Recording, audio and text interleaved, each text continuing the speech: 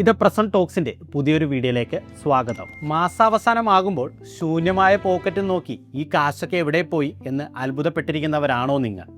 എങ്കിൽ ഈ വീഡിയോ നിങ്ങൾക്കുള്ളതാണ്. ഫോണിൽ സാലറി ക്രെഡിറ്റഡ് എന്ന മെസ്സേജ് വരുമ്പോൾ മനസ്സിന് ഒരു പ്രത്യേക സുഖമാണ് അല്ലേ?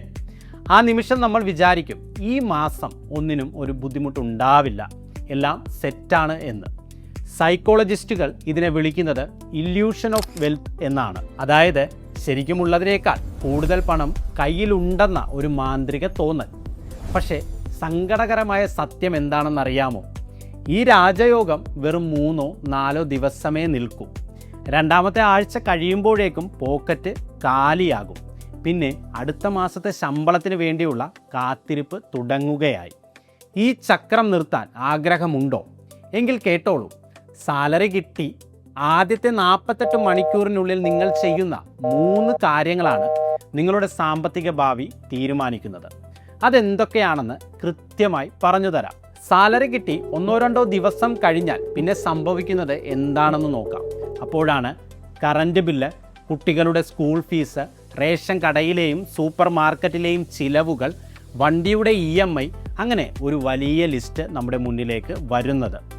ഒന്നിനു പുറകെ ഒന്നായി പണം അക്കൗണ്ടിൽ നിന്ന് കുറഞ്ഞു തുടങ്ങും. 3-ാമത്തെ ആഴ്ച എത്തുമ്പോഴേക്കും കളി മാറും. എങ്ങനെയെങ്കിലും ഈ മാസം ഒന്ന് തള്ളി നീക്കിയാൽ മതി എന്ന അവസ്ഥയിലാകും നമ്മൾ. ആഗ്രഹിച്ച പുതിയൊരു ഫോൺ വാങ്ങാനോ, കുടുംബത്തോടൊപ്പം ഒരു യാത്ര പോകാനോ, അല്ലെങ്കിൽ ഒരു നിക്ഷേപം തുടങ്ങാനോ നമ്മൾ പ്ലാൻ ചെയ്തിട്ടുണ്ടാകും. പക്ഷേ അവസ്ഥ മോശമാകുമ്പോൾ അതൊക്കെ അടുത്ത മാസം നോക്കാം എന്ന് പറഞ്ഞ് നമ്മൾ സ്വയം സമാധാനിപ്പിക്കും. സത്യത്തിൽ മിക്കവരുടെയും ജീവിതത്തിൽ ഈ അടുത്ത മാസം ഒരിക്കലും വരാറില്ല. അതൊരു അവസാനമില്ലാത്ത ഓട്ടം പോലെ തുടർന്നുകൊണ്ടേയിരിക്കും. നിങ്ങളുടെ ഈ മാസം ഇങ്ങനെ തീരണോ, അതോ ടെൻഷൻ ഇല്ലാതെ പണം കൈകാര്യം ചെയ്യാൻ പഠിക്കണോ? എങ്കിൽ ശ്രദ്ധയോടെ കേട്ടോളൂ. സാലറി കിട്ടിയ ഉടനെ നിങ്ങൾ ചെയ്യേണ്ട ആദ്യത്തെ സ്റ്റെപ്പ് ഇതാണ്. സത്യത്തിൽ സാലറി അക്കൗണ്ടിൽ എത്തുന്നതിന് മുൻപേ നിങ്ങളുടെ ആദ്യത്തെ സ്റ്റെപ്പ് തുടങ്ങണം. നമ്മൾ ആദ്യം ചെയ്യേണ്ടത് നമ്മുടെ ബേസ് ലൈൻ ചിലവുകൾ കൃത്യമായി എഴുതി വെക്കുക എന്നതാണ്. സിമ്പിളായി പറഞ്ഞാൽ വായുവും വെള്ളവും പോലെ നമ്മുടെ ജീവിതത്തിന് ഒഴിച്ചുകൂടാൻ പറ്റാത്ത ചിലവുകൾ. വാടക, കറണ്ട് ബില്ല്, പലചരക്ക് സാധനങ്ങൾ, കുട്ടികളുടെ ഫീസ്, വണ്ടിയുടെ പെട്രോൾ, ലോൺ തിരിച്ചടവുകൾ, ഇതൊന്നും നമുക്ക് ഒഴിവാക്കാൻ പറ്റില്ലല്ലോ. ഇവയെല്ലാം കൂടി കൂട്ടി നോക്കിയാൽ മാസം എത്രയാകുമെന്ന് നിങ്ങൾ എപ്പോഴെങ്കിലും ചിന്തിച്ചിട്ടുണ്ടോ? ഈ ഒരു ധാരണയില്ലാതെ പണം ചിലവാക്കുന്നത് കണ്ണുമടച്ച് വണ്ടി ഓടിക്കുന്നത് പോലെ അപകടമാണ്. എപ്പോൾ വേണമെങ്കിലും പണി കിട്ടാം. ഇവിടെ നിങ്ങൾ ഒരു കാര്യം ശ്രദ്ധിക്കണം. നിങ്ങളുടെ ശമ്പളത്തിൻ്റെ പകുതിയിൽ താഴെ, 50% താഴെ മാത്രമേ ഇത്തരം കാര്യങ്ങൾക്കായി ചിലവാക്കാവൂ. ഉദാഹരണത്തിന് നിങ്ങൾക്ക് 30,000 രൂപ ശമ്പളം ഉണ്ടെങ്കിൽ അത്യാവശ്യ ചിലവുകൾ 15,000 രൂപയ്ക്ക് ഉള്ളിൽ ഒതുങ്ങണം. ഇതിൽ കൂടുതൽ പോകുന്നുണ്ടെങ്കിൽ നിങ്ങൾ ഒന്നെങ്കിൽ അനാവശ്യ ചിലവുകൾ വെട്ടിക്കുറയ്ക്കണം, അല്ലെങ്കിൽ വരുമാനം വർദ്ധിപ്പിക്കാനുള്ള വഴി നോക്കണം. സാലറി കിട്ടിയ ഉടനെ നിങ്ങൾ ചെയ്യേണ്ട രണ്ടാമത്തെ കാര്യം പണം വീതം വെക്കുക എന്നതാണ്. ഇതിലേറ്റവും പ്രധാനപ്പെട്ട ഒന്നാണ് എമർജൻസി ഫണ്ട്. പെട്ടെന്ന് ഒരു ഹോസ്പിറ്റൽ കേസ് വന്നു, അല്ലെങ്കിൽ വണ്ടിക്കൊരു വലിയ റിപ്പയറിംഗ് വന്നു, അതുമല്ലെങ്കിൽ ജോലിയെ ബാധിക്കുന്ന എന്തെങ്കിലും സംഭവിച്ചു. അങ്ങനെയുള്ള ആപത്തു കാലത്ത് ആരുടെയും മുന്നിൽ കൈനീട്ടാതിരിക്കാൻ വേണ്ടിയാണിത്. ഒരു കണക്ക് പറയാം.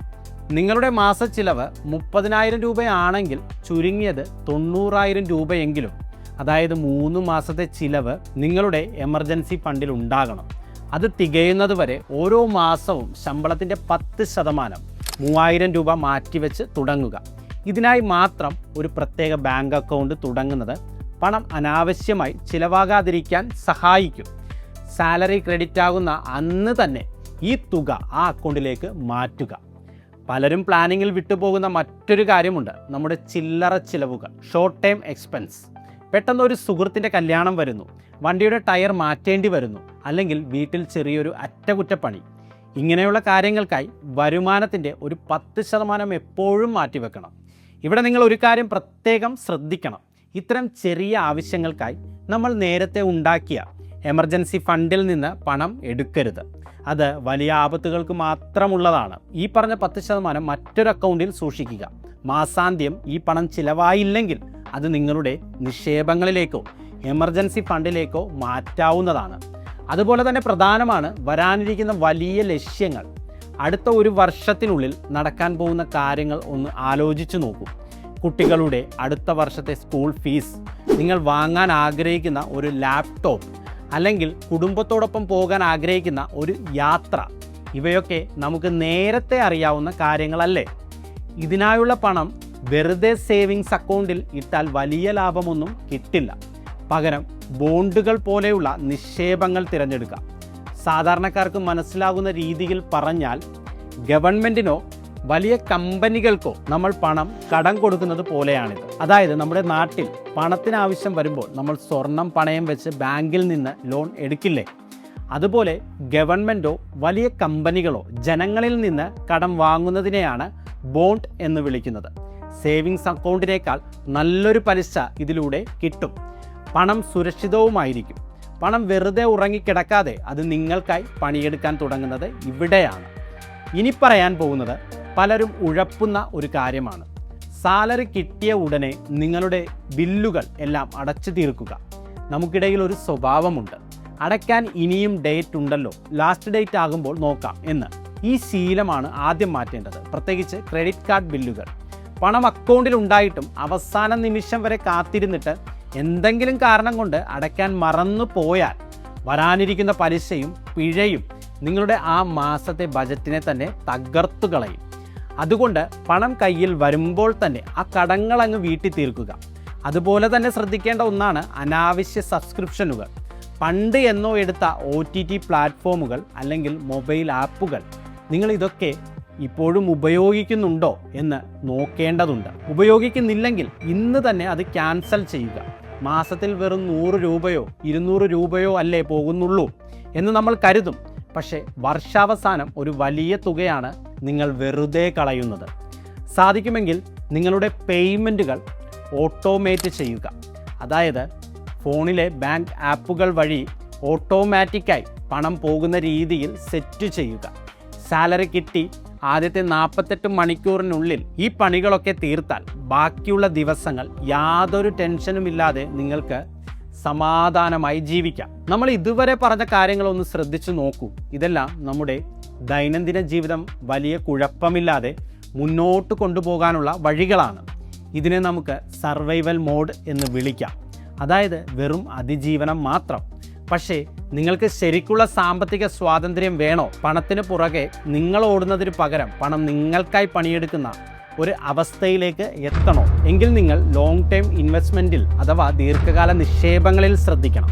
യഥാർത്ഥ സമ്പത്ത് ഉണ്ടാക്കാൻ ഇക്വിറ്റി നിക്ഷേപങ്ങൾ അത്യാവശ്യമാണ്. ഇക്വിറ്റി എന്ന് കേട്ട് പേടിക്കേണ്ട. ലളിതമായി പറഞ്ഞാൽ നല്ല കമ്പനികളുടെ വളർച്ചയിൽ പങ്കാളികളാവുക എന്നതാണ് ഇതുകൊണ്ട് ഉദ്ദേശിക്കുന്നത്. ഇതിനായി നിങ്ങൾക്ക് മ്യൂച്വൽ ഫണ്ടുകളോ നേരിട്ട് ഓഹരികളോ തിരഞ്ഞെടുക്കാം. ഇവിടെയാണ് പലരും വലിയൊരു തെറ്റ് ചെയ്യുന്നത്. മാസാവസാനം എല്ലാം കഴിഞ്ഞ് ബാക്കി എന്തെങ്കിലും ഉണ്ടെങ്കിൽ നിക്ഷേപിക്കാം എന്ന് നമ്മൾ കരുതും. പക്ഷേ അങ്ങനെയൊന്ന് ഒരിക്കലും സംഭവിക്കില്ല. പകരം സാലറി കിട്ടി 1-2 ദിവസത്തിനുള്ളിൽ തന്നെ നിക്ഷേപം നടത്തണം. ഇതിനായി ഒരു SIP സിസ്റ്റമാറ്റിക് ഇൻവെസ്റ്റ്മെൻറ്റ് പ്ലാൻ തുടങ്ങുന്നതാണ് ഏറ്റവും നല്ല വഴി. എല്ലാ മാസവും ഒരു നിശ്ചിത തുക, അതായത് 1000 രൂപയായാലും 5000 രൂപയായാലും നിങ്ങളുടെ അക്കൗണ്ടിൽ നിന്ന് ഓട്ടോമാറ്റിക്കായി നിക്ഷേപിക്കപ്പെടും. തുടക്കക്കാർക്ക് ഏറ്റവും പറ്റിയ ഒന്നാണ് ഇൻഡെക്സ് ഫണ്ടുകൾ. ഇതിനെ നമുക്ക് ലളിതമായി ഇങ്ങനെ പറയാം: ഇന്ത്യയിലെ ഏറ്റവും വലിയ 50 കമ്പനികളുടെ ഒരു കൂട്ടത്തിൽ പണം നിക്ഷേപിക്കുക. നമുക്ക് ഓരോ കമ്പനിയെയും കുറിച്ച് പഠിക്കാൻ സമയമില്ലെങ്കിലും ഈ 50 വലിയ കമ്പനികളെല്ലാം ഒരേ സമയം തകർന്നു പോകില്ലല്ലോ. അതുകൊണ്ട് തന്നെ പേടി കൂടാതെ പണം നിക്ഷേപിക്കാൻ പറ്റിയ സുരക്ഷിതമായ വഴിയാണിത്. വർഷങ്ങൾ കഴിയുമ്പോൾ ഇവിടെയാണ് കോമ്പൗണ്ടിങ്ങിൻ്റെ മാന്ത്രികത തുടങ്ങുന്നത്. സിമ്പിളായി പറഞ്ഞാൽ ലാഭത്തിന്മേൽ ലാഭം കിട്ടുന്ന അവസ്ഥ. തുടക്കത്തിൽ ഇതൊരു ചെറിയ തുകയായിട്ടേ തോന്നൂ. പക്ഷേ ഒരു 10-15 വർഷം കഴിയുമ്പോൾ ഈ ചെറിയ തുക വളർന്ന് വലിയൊരു തുകയായി മാറുന്നത് കണ്ട് നിങ്ങൾ തന്നെ അത്ഭുതപ്പെടും. ആൽബർട്ട് ഐൻസ്റ്റീൻ കോമ്പൗണ്ടിങ്ങിനെ വിളിച്ചത് ലോകത്തിലെ 8ാമത്തെ അത്ഭുതം എന്നാണ്. ഈ അത്ഭുതം നിങ്ങളുടെ ജീവിതത്തിലും സംഭവിക്കട്ടെ. ഇനി അടുത്ത 3 വർഷത്തിനുള്ളിൽ വരാൻ പോകുന്ന വലിയ ചിലവുകളെക്കുറിച്ച് ഒന്ന് ആലോചിച്ച് നോക്കൂ. ഒരുപക്ഷെ അത് നിങ്ങളുടെ കുട്ടികളുടെ കോളേജ് പഠനത്തിനുള്ള പണമാകാം, അല്ലെങ്കിൽ ഒരു പുതിയ കാർ വാങ്ങാൻ പ്ലാൻ ചെയ്യുന്നതാകാം. ഇത്തരം കാര്യങ്ങൾക്ക് നമ്മൾ നേരത്തെ പറഞ്ഞ ബോണ്ടുകൾ തന്നെയാണ് ഏറ്റവും മികച്ച വഴി. എന്താണെന്നറിയാമോ? ഓഹരി വിപണിയിലെ അതായത് സ്റ്റോക്ക് മാർക്കറ്റിലെ കയറ്റിറക്കങ്ങൾ കണ്ട് നിങ്ങളിവിടെ പേടിക്കേണ്ടി വരില്ല. നിങ്ങളുടെ പണം സുരക്ഷിതമായിരിക്കുമെന്ന് മാത്രമല്ല, ബാങ്കിൽ സേവിങ്സ് അക്കൗണ്ടിൽ ഇട്ടാൽ കിട്ടുന്നതിനേക്കാൾ നല്ലൊരു ലാഭം നിങ്ങൾക്ക് ഇതിലൂടെ ലഭിക്കുകയും ചെയ്യും. അതായത് കൃത്യസമയത്ത് പണം കിട്ടുകയും വേണം, എന്നാൽ ബാങ്ക് പലിശയേക്കാൾ കൂടുതൽ ലാഭം വേണം എന്നുള്ളവർക്ക് ധൈര്യമായി ബോണ്ടുകൾ തിരഞ്ഞെടുക്കാം. ഇനി നിങ്ങളുടെ കയ്യിൽ അത്യാവശ്യം പണമുണ്ട്, പക്ഷേ സ്റ്റോക്ക് മാർക്കറ്റിലെ റിസ്ക് എടുക്കാൻ പേടിയാണോ?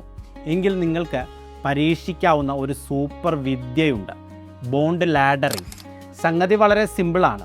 ഇത് എങ്ങനെയാണ് പ്രവർത്തിക്കുന്നതെന്ന് ഒരു ഉദാഹരണത്തിലൂടെ തന്നെ നമുക്ക് നോക്കാം. നിങ്ങളുടെ എല്ലാ ചിലവുകളും കഴിഞ്ഞ് എല്ലാ മാസവും ഒരു 5000 രൂപയോ 8000 രൂപയോ കയ്യിൽ മിച്ചമുണ്ടെന്ന് കരുതുക. നിങ്ങൾ ഈ തുക 18 മാസം കാലാവധിയുള്ള ഓരോ ബോണ്ടുകളിൽ എല്ലാ മാസവും നിക്ഷേപിക്കുന്നു.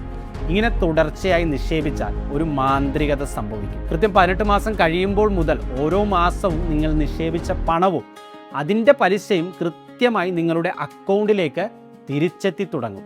അതായത് നിങ്ങൾ പിന്നീട് ഒന്നും ചെയ്യാതെ തന്നെ എല്ലാ മാസവും ഒരു നിശ്ചിത തുക നിങ്ങളുടെ അക്കൗണ്ടിലേക്ക് എത്തുന്ന ഒരു രണ്ടാമത്തെ ശമ്പളം നിങ്ങളിവിടെ ഉണ്ടാക്കുകയാണ്. ഇതിനെയാണ് പാസീവ് ഇൻകം എന്ന് പറയുന്നത്.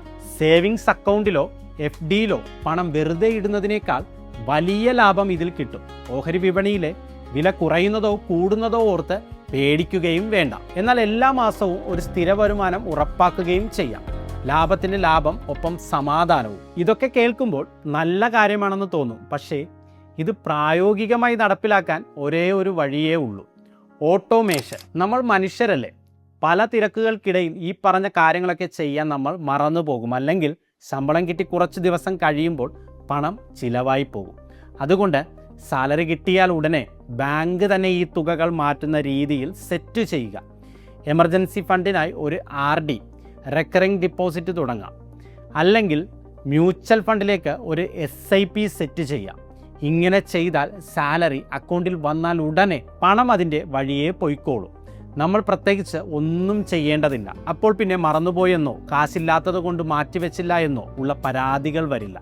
നിങ്ങളുടെ സാമ്പത്തിക അച്ചടക്കം ബാങ്ക് തന്നെ നോക്കിക്കോളും.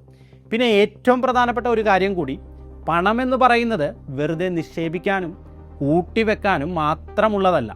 നിങ്ങൾക്ക് ഇഷ്ടമുള്ള കാര്യങ്ങൾക്കായി സന്തോഷത്തോടെ ചിലവാക്കാനും നിങ്ങൾ പഠിക്കണം. നിങ്ങൾ പണ്ടേ വാങ്ങാൻ ആഗ്രഹിച്ച ഒരു ഫോണോ ഗാഡ്ജറ്റോ വാങ്ങാനോ അല്ലെങ്കിൽ പ്രിയപ്പെട്ട റെസ്റ്റോറൻറ്റിൽ പോയി നല്ലൊരു ഭക്ഷണം കഴിക്കാനോ ഒട്ടും മടിക്കേണ്ടതില്ല. നമ്മൾ ഇത്രയധികം കഷ്ടപ്പെടുന്നതും സാമ്പത്തിക അച്ചടക്കം പാലിക്കുന്നതും എന്തിനാണ്? സമാധാനമായും സന്തോഷമായും ജീവിക്കാനല്ലേ. അതുകൊണ്ട് കൃത്യമായ പ്ലാനിങ്ങിലൂടെ നിങ്ങൾ മാറ്റിവെച്ച പണം നിങ്ങളുടെ ഇഷ്ടങ്ങൾക്കായി ചിലവാക്കുമ്പോൾ അതൊരു സമ്മാനമായി കാണുക. ആ പണം ചിലവാക്കുമ്പോൾ ഒട്ടും കുറ്റബോധം തോന്നേണ്ടതില്ല. പകരം അത് സന്തോഷത്തോടെ ആസ്വദിക്കും. അവസാനമായി ഒരു കാര്യം കൂടി, പണം കൈകാര്യം ചെയ്യുന്ന കാര്യത്തിൽ നിങ്ങൾ ഒരു പരാജയമാണെന്ന് എപ്പോഴെങ്കിലും നിങ്ങൾക്ക് തോന്നിയിട്ടുണ്ടോ? എങ്കിൽ കേട്ടോളൂ, കുറ്റം നിങ്ങളുടേതല്ല. നമ്മളറിയാതെ തന്നെ നമ്മുടെ പണം ചോർത്തിക്കളയാൻ നമ്മുടെ തലച്ചോറിനെ ചിലർ പ്രോഗ്രാം ചെയ്ത് വെച്ചിരിക്കുകയാണ്. വലിയ കമ്പനികളും പരസ്യങ്ങളും നമ്മളെക്കൊണ്ട് നിർബന്ധിച്ച് പണം ചിലവാക്കിപ്പിക്കുന്ന ആ രഹസ്യവിദ്യകൾ എന്താണെന്ന് നിങ്ങൾക്കറിയാമോ? പണത്തെക്കുറിച്ചുള്ള നിങ്ങളുടെ കാഴ്ചപ്പാട് തന്നെ മാറ്റിമറിക്കുന്ന, ആരും പറയാത്ത ചില രഹസ്യങ്ങൾ പങ്കുവയ്ക്കുന്ന ഒരു വീഡിയോ ഉടൻ വരുന്നുണ്ട്.